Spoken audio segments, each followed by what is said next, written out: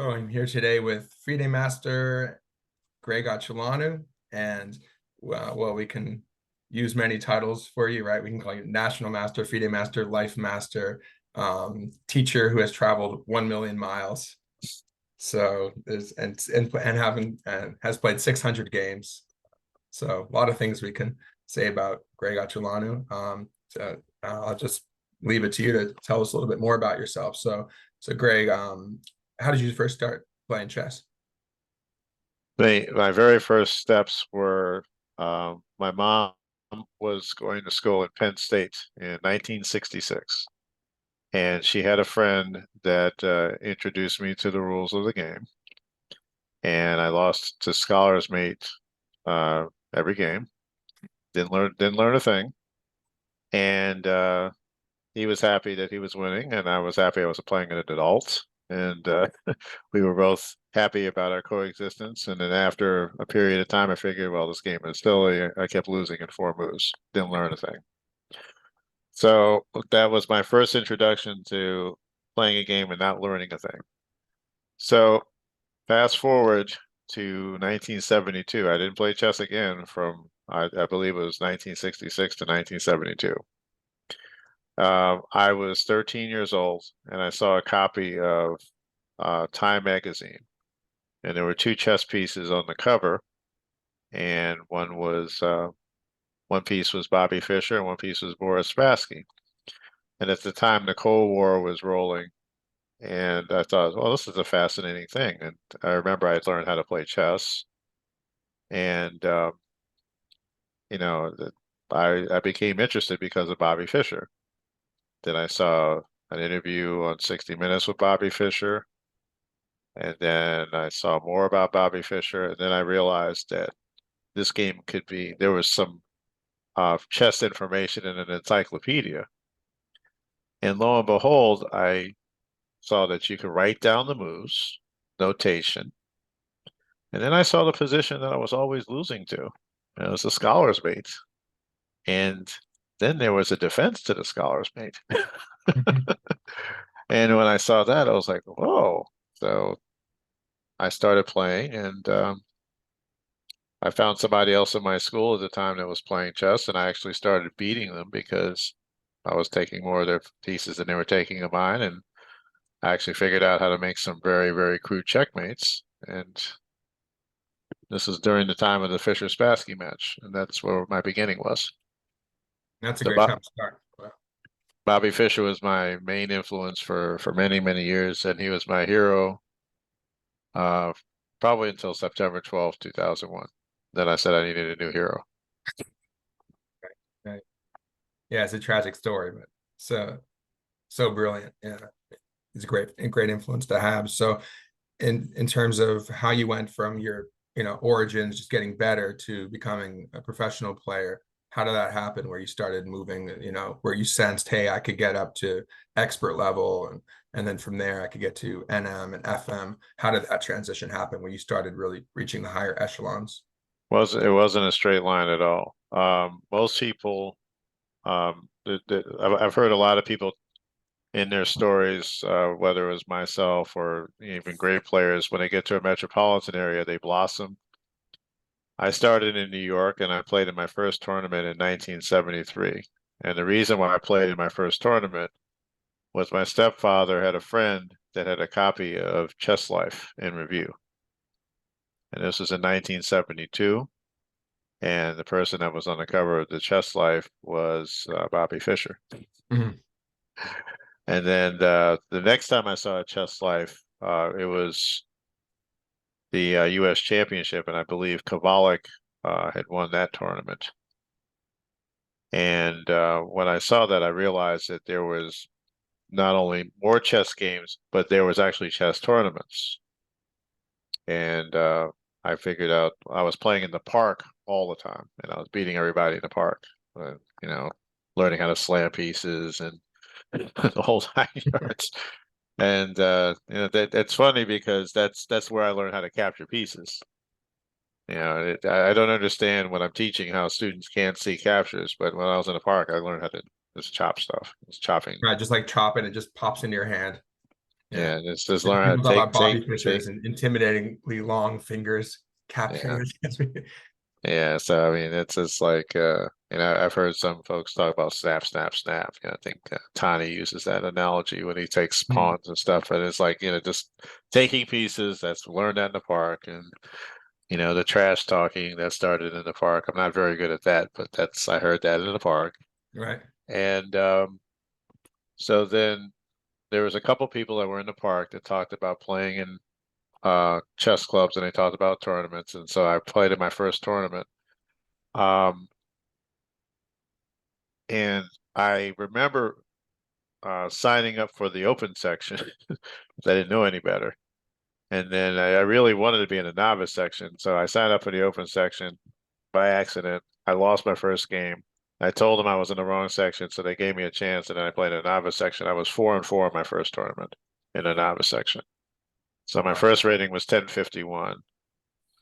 And then I just started playing as much as I could play. And I studied as much as I could. But compared to what we have now, it was a different kind of study and a different kind of play. There was Hmm. no databases, no computers. Uh, there were very few players above 2000 in these tournaments. Hmm. A players, were like, very high because 1900 when you're 1000, it's like it's a chasm away. Right. So I was at a low level for the whole time I was in New York.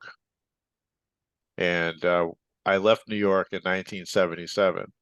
And at the time when I came down here, I'm just fast forwarding through that whole first section. Makes sense. Um, my rating when I came down to the DC area was 1470. So from 73 to I guess it was 77, I gained, uh, 400 points. My knowledge of chess was very rudimentary. I didn't know very much about any phase of the game. I wasn't even introduced to the chess informer.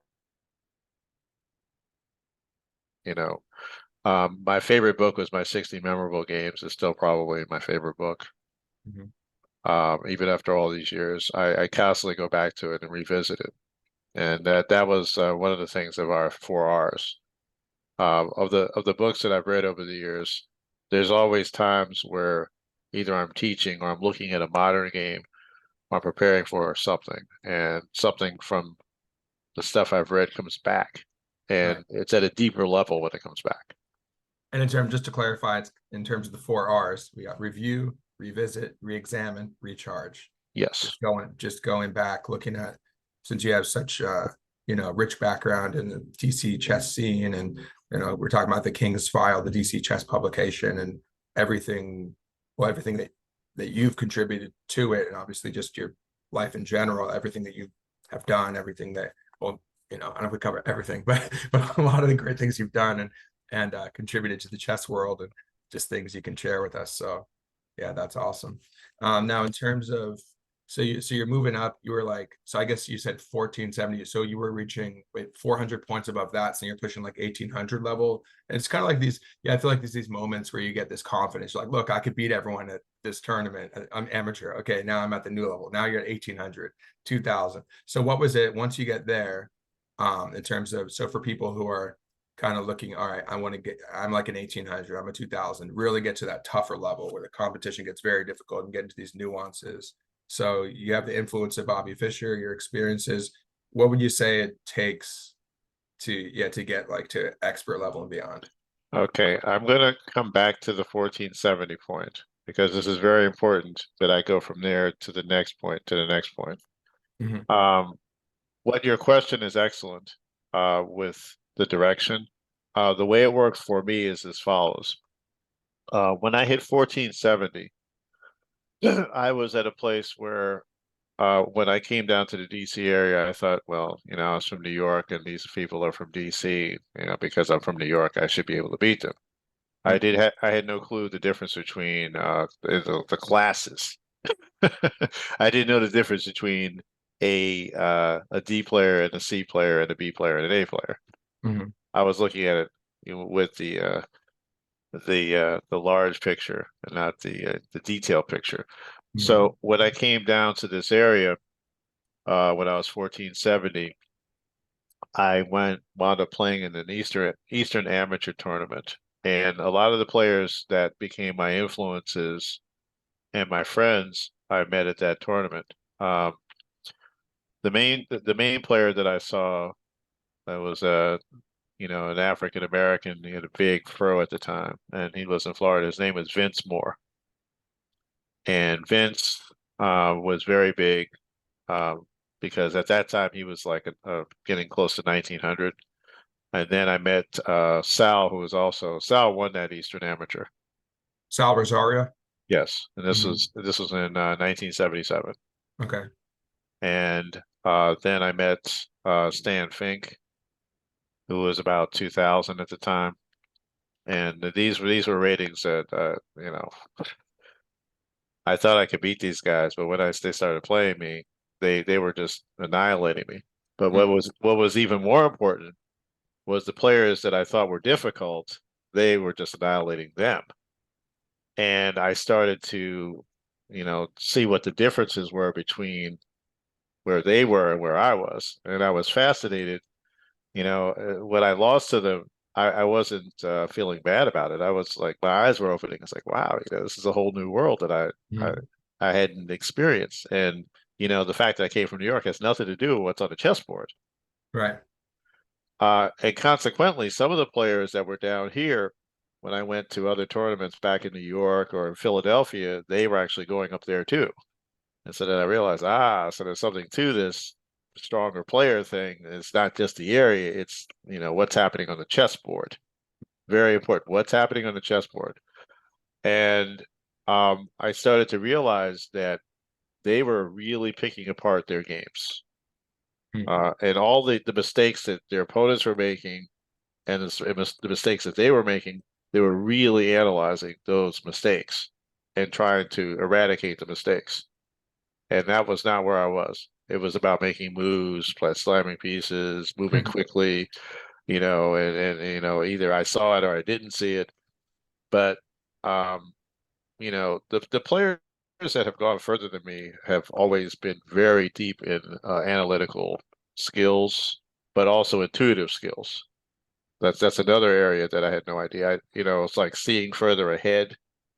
Like seeing one or two moves ahead.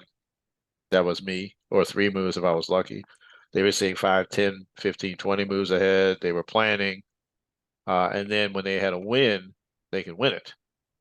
Me, if I, had an advantage, it was like, I was throwing darts at the board, Well, I mean, so so how did you go beyond that then? Because clearly you had to calculate. Well, there's the Botvinnik quote, I think, about only needing to calculate two moves ahead or something, right? But I'm sure you're being modest about it because obviously you had to calculate deeper to get to where you were, and you had to do all those things. So what was the break in kind of the breakthrough for you where you're like, all right, I have to develop these skills. So how did you get there? well, the thing is, the key thing that I have done and I still love doing is studying master games. Um, you know, I don't think that will ever fail to benefit a player. Right. Studying master games, studying grandmaster games. The fact of the matter is now with the glut of games going on, um, any student can go online and just like look at a tournament in progress. They can do the solitaire chess thing by trying to guess the moves. They can try to assess the positions. They can focus on their particular openings and really get good, solid plans, information, the whole 9 yards. And they can get it at a rapid rate and constantly train at a rapid rate.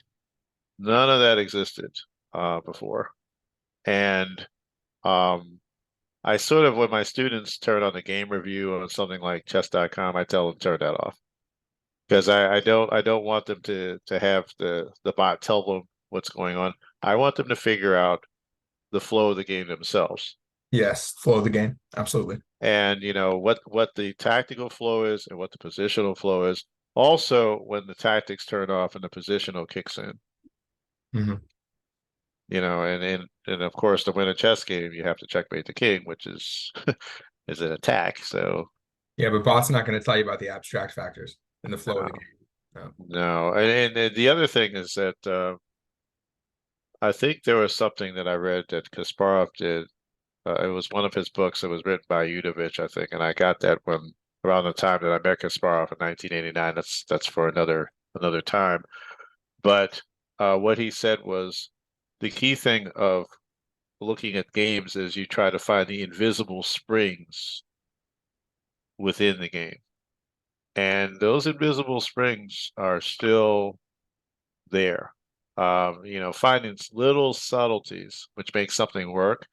A combination can work because one detail is there that is not there in another position. And there could be a forced mate because something is on one square, or there's one defense that's not possible because of a little move. Right. Those little whisper moves, even to this day, um, they get missed. And I try to tell my students about the subtleties, and I learned that from studying master games. Right. And you have to be truly, perceptive, and it's like a sensitivity to that. You said invisible springs, right?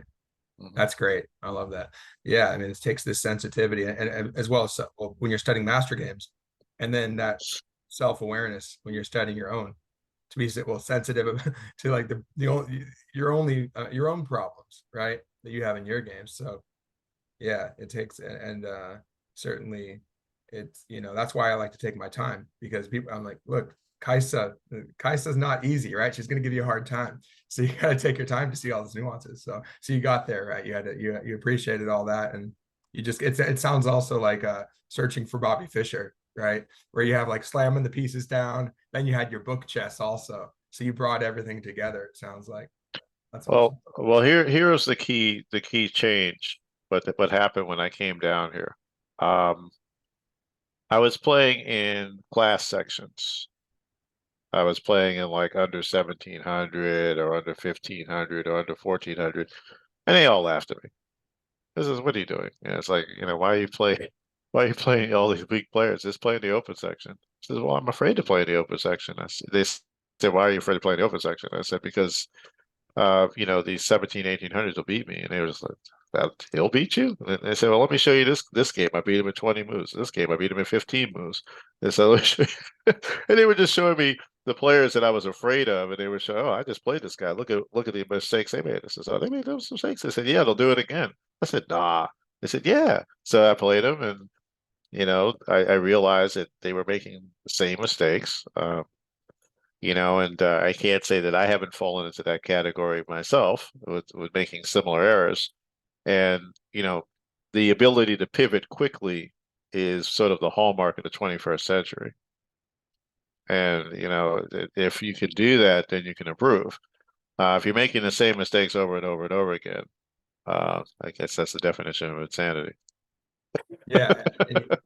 And you have to, like I said about self-awareness, right? You got to have that self-awareness to realize, hey, I'm making those problems, or maybe a coach would have to tell you. But ideally, yeah, you got to figure it out somehow, and then you have to actually apply that once you know it. Yeah, well, the funny thing about chess is that every level has its sort of like lead ups, and then I remember every rating jump after the initial burst, which I'm about to get to, and we can probably stop when we get to that first burst, Mhm. because then there's the next burst, and then the one that got me to 2400. That's another situation. Yeah. Um, but when you realize that there's something vastly different than the way you're thinking, you have to make all kinds of paradigm shifts. But I was just loving the process of learning so much. That's the key. Is if you love, I've heard many people say that one of the great things of life is lifelong learning. And if you just realize that this is just a process of learning, then there's no you don't even have to worry about the time frame. It'll just happen if you just stay focused on the learning. Yeah, that's great. And in a sense, I guess it can maybe remove the ego a little bit, just to the extent, well, I call them ego points, just to the extent that you're this fixation on rating is like, all right, that's nice I can see my benchmark and see myself increasing, but ultimately, it's not just, oh, can I win that one game? And that's so short-sighted in a way. It's can I gain this knowledge overall? Am I learning? It's like this guy on Twitter, you win if you learn, right? And that's I love that mindset. Many coaches, like yourself and other friends of mine that are coaches, it drives us crazy when certain parents are so focused on ratings. My child has to be at this rating, or I want them to be at this rating, or they have to be here at this point. And it's like, you don't get it. That's not learning. That'll come along. It'll come. It's not only the problem is that if you're looking for a certain number, they can go way beyond that number, and you're stifling that. Mm-hmm. You're stifling the growth that could happen if you just say, okay, here it is, and you just take it at your pace, and sometimes their pace is faster or slower, doesn't matter. Yeah. Getting back to where I was at 1470, at that point, when they finally shamed me into the fact that playing in the lower sections was ridiculous. I remember I played my first open section, and I believe I had finally got my rating had crawled up from 1470 to 16, whatever it was, 1644 or something like that. That happened over the year, but that happened because I played a lot. Mm-hmm. So anytime if you're interested in making a move, um, you have to play a lot. Tal said that he didn't feel like he was informed until he played at least 80 games because of his style. So I would recommend anybody that really is serious about moving forward, just free a freebie is play at least 100 games. Rated games. 100 Turn. rated games, not online, 100 rated games, and analyze all 100 games Yeah. without an engine. That's good. Yeah, for sure. You gotta take a stab at it yourself first. Then Right. maybe even if you're gonna look at it with a You coach, can verify with do it yourself first. right. But you analyze it first, then you can take it to the coach and to the Right. engine, and then that will give you more. But if you don't analyze it yourself, it's like, oh, the engine says, well, okay, the engine is improving, you are not. Right. You have to know your own thinking process, and it's all about independent thinking. So you're taking all that theory, but hey, how are you actually? What are your thought processes? What are your habits over the board, right? Well, every time we talk, I'm going to give you a quote. Here's a quote from Al. Okay. Okay. Al said, this is how the secret to improving. Know thyself, know thy opponent, and a higher aim than achieving satisfaction. Mm-hmm. But not masochism. We're not. Well, some people go that way. A higher aim than achieving satisfaction.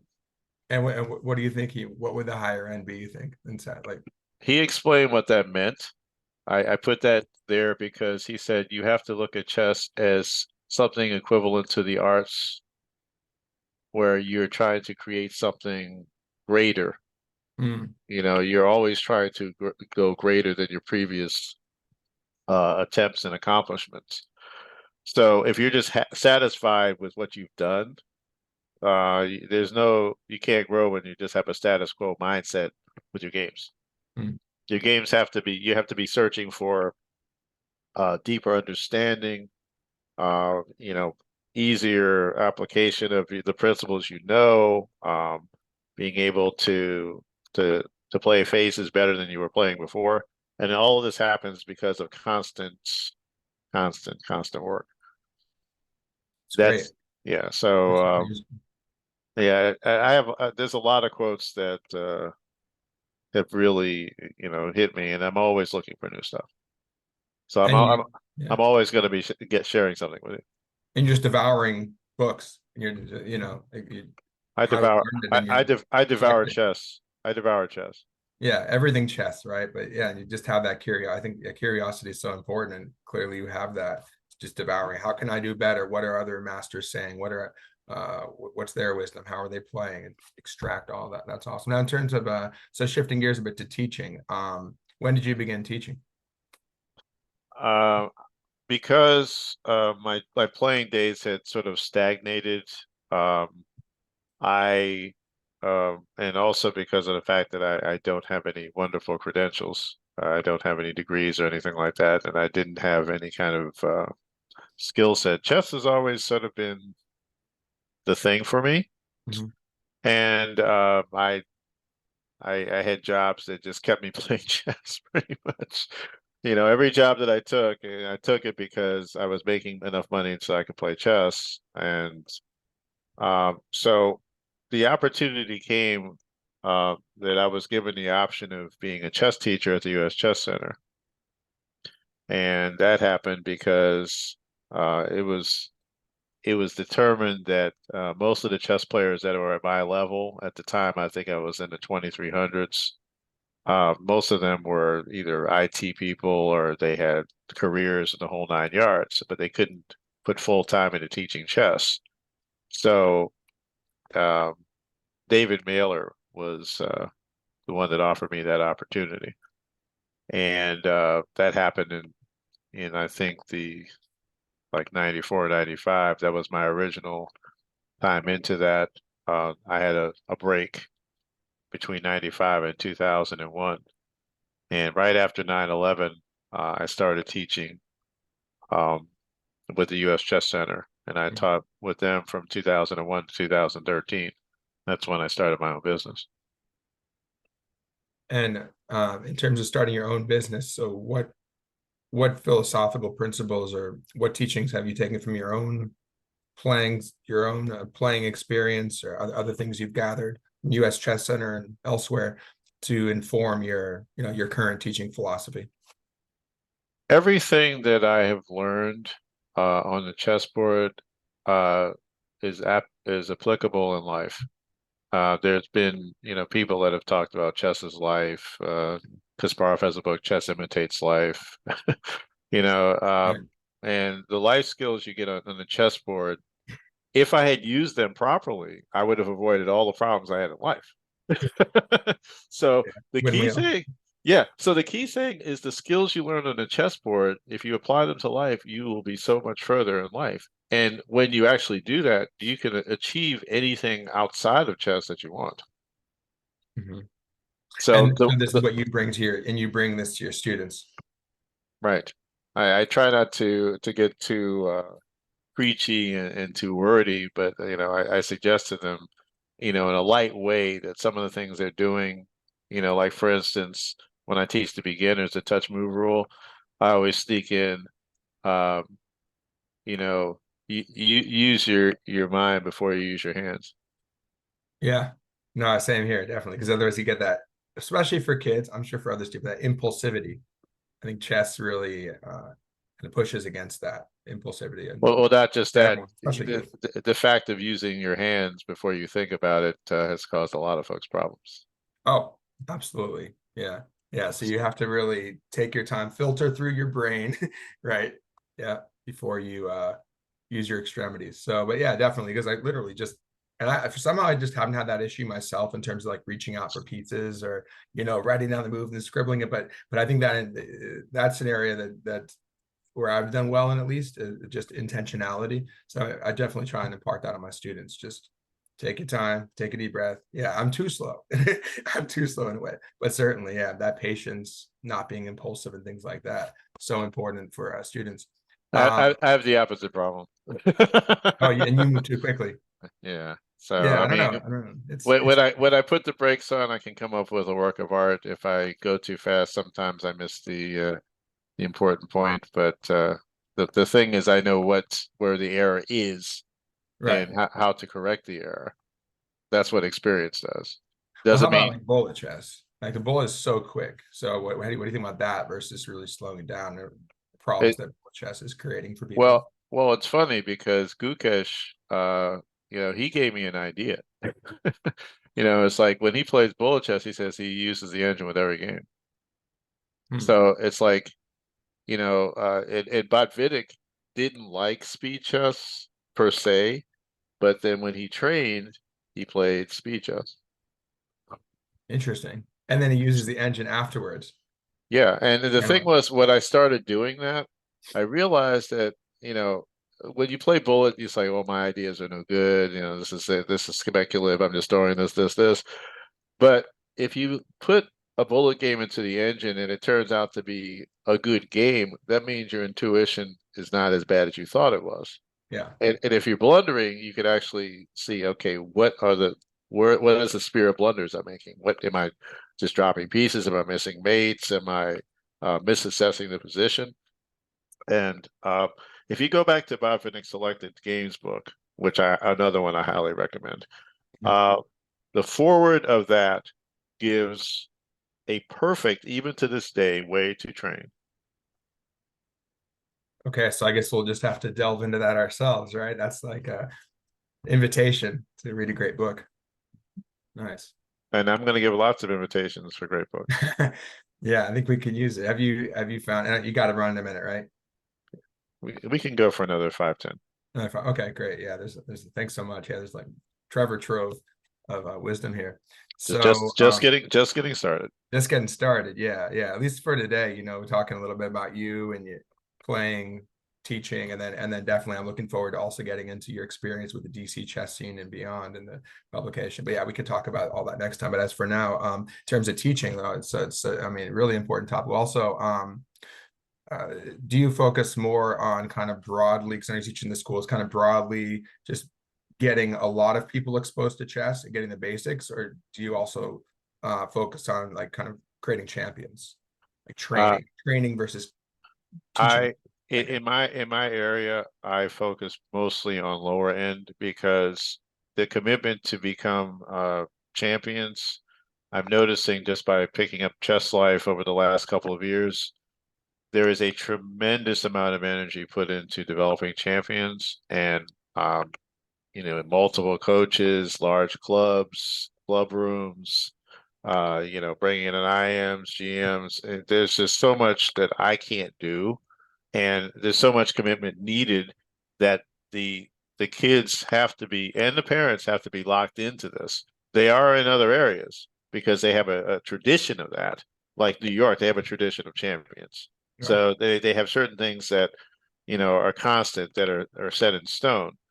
Um, but in the area I'm in, I tell them what they need to do, and there's a lot of like, well, my kid has sports, my kid has this, so it's like I get excuses, and it's like, I realize the pool that I'm in, I'm just better dealing with the fundamentals, and there are a select few that come out of the pool, and if they want to do that, I say, okay, this is what we do next. But this love of the game is what I'm trying to impart upon all my students. Love of the game. That's great. So in terms of that makes me think of being, some teachers that are very strict versus more just, hey, like you said, just love the game and get across that lesson.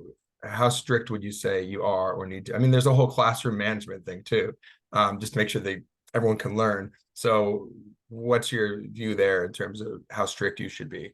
Well, there should, silence is the best format. The clubs that I have where silence is an issue, they usually don't do as well. When there's more discipline and understanding of what chess is, and we can have fun, but you have to have the right attitude. It's a serious business, but we can have fun doing it. Right. Work hard. You got to have the work hard, play hard balance. Right. Now you literally drove over 1 million miles teaching, right? Because you're coming from an Annapolis area and you're all over, teaching But all over the DMV, the DC, for those who don't know, DC, Maryland, Virginia region, right? So you literally put over 1 million miles total driving to lessons, right, to your classes. mhm. So that's and over how many years is that? Well, I started at the chess center in 2001. My consistent time with the center was 2001 to 2013, and that's when I put the majority of the miles on my car.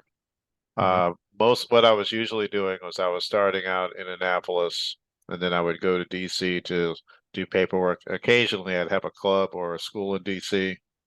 Then I would do that, and then from there, I'd go to Northern Virginia, and then I come back. As years progressed, I figured out that not only could I do that, but I could do lessons on the way back. Uh-huh. So I would go and I was really there are sort of many years I was just doing I look at you and I said that's why I immediately I liked you right off the bat because I saw the amount of effort you were putting in. But I was just going. And then I figured I found homeschoolers. So I was able to do something in the morning, in the afternoon, in the evening, on the weekend. Uh, but the limitation for me was the fact that there were certain things that I had to do for the chess center, and I didn't like to be put into a place where I had to do things, being the rebel that I am. Right, right. You got to be an independent thinker. But thank you for that. You got to be an independent thinker to be a great chess player too. So, But wow. I also like Mavericks. It's like the players. Fisher was sort of an outside. Players that are straight line thinkers, they don't become world champions, and their games also are very exciting. And it's different for having like for having a quiet style, but you can be, you can have unusual thoughts. Mhm, So chess, there's so many little nuances with style. mhm, The players that have sort of like a mix of ideas, those are the players that I like. Players that I'm surprised over the years, like looking at players, I thought I knew their games, and I'll go to tournaments I didn't even know they played in, and I'll find combinations that I didn't see, that have never been in any books, it results that I didn't know, and players that finished in second or tie for first I'd never heard of. And mhm. so it's like even now, after all these years, there's always freshness, newness, and those are the players that influence me and still influence me, and that's what I look at even today. For instance, somebody like Prague, Mhm. when I look at how he's playing, it's like, there's a freshness and a vitality that's there. Even with all the databases and everything, he's still, trying some things that have a little bit of pizzazz to him. Yeah, and that really speaks to his potential as well. Yeah, I mean, it's just so important. As you said, curiosity. You're talking about reading so much, and just delving into those master games and just seeing how does this, that in terms of teaching, a big part of my teaching, anyways. Well, I'll teach GM games, but also to encourage my students. Hey, look on chessgames.com. Look up Prognananda, for example. Look up Anna. Look up Kasparov. Look up Polgar, so one of the Polgar sisters. So just look up someone. I mean, you could start by saying, "Hey, I really like that player," and I'm gonna like Fisher, for example, like you did with my 60 memorable games. Either read the book or go on his profile and just go through his games because we spoke about this before about these kind of highlighted games. Well, it's a lot more than that. Look at the full tournament. See how does this person play game to game, move by move, right? And just absorb that. So I think that's a important thing about teaching. Oh, you teach the GM games, but like get the students to actually encourage them to look at it themselves, and those are the ones that are really going to excel, right? So There, take to tap into what you just said, um, there is a feature in chess games, and it's probably in other databases, but I'm very familiar with chess games. It's called Tournament Index, Hmm. and I can go over, I can pick a year, if I want to pick, say, the year I was born, 1959, and go to 1959 and just pull a tournament and look at it. What I do is I when I'm researching stuff, I either look at for a tournament or an opening, but it's more the tournaments, and then see who's playing in them and who was in first, second, third. I did an article on chess.com. It still should be there. It's something I did, and you can look it up. I'll Um, find it and put it in the link. yes, thank you. Because I'm thinking of doing some more just writing of articles. But it was about the Zurich 1934 tournament. Mhm. And at that time, Alyekin was world champion, but Irva was on his heels because the next year he lost to Master Irva.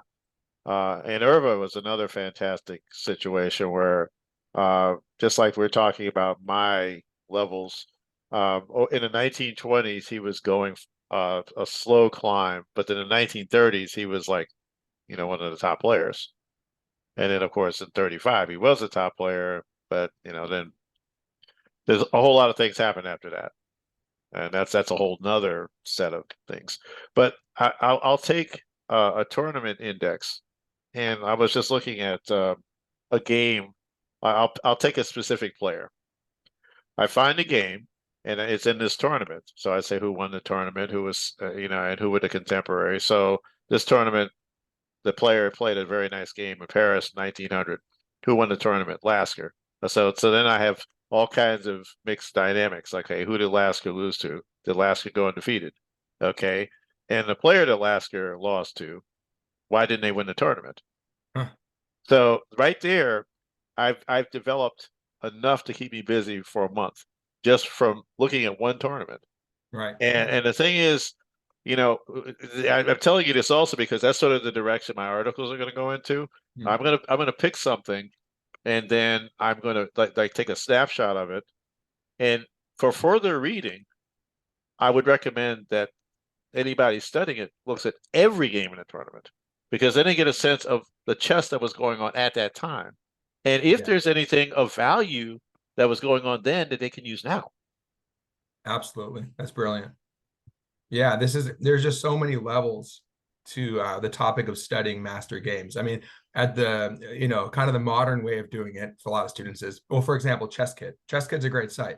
Well, it's going to give you snippets of grandmaster games, world championship games. It'll give you little snippets. So, so let's start with that to meet them where they are. I encourage the parents, hey, have your kids do chess, go on ChessKid, and you're going to end up getting exposed to that, and that's good. And then kids, we don't expect them to like delve into that themselves. Maybe they will, I don't know. But then you have, reading books by, reading my 60 memorable games or reading Kasparov's My Great Predecessors or something. And then there's the self-discovery too, which is why I love chessgames.com. I mean, there's just so much work has been put into that. And I don't even know who is like an open source thing. Anyway, we can get into that, but there's been a lot of great work. And yeah, you look up tournaments, look up a player, and if nothing else, there's just so many ways you could learn from master games. But if you really have that curiosity, again, the question I ask myself and ask my students is, how does this master win? I want to know every way in which they win. And then you're going to absorb as many patterns as possible beyond just the headline thing. Oh, look, it's a smothered mate.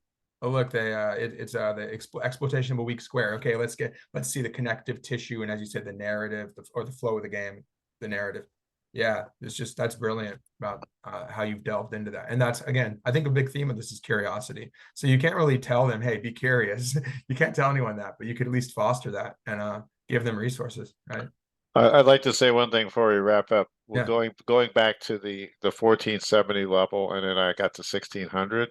Mm-hmm. When I got to 1600 and I played my first open tournament, my first result was 1 win and 4 losses in my first open tournament.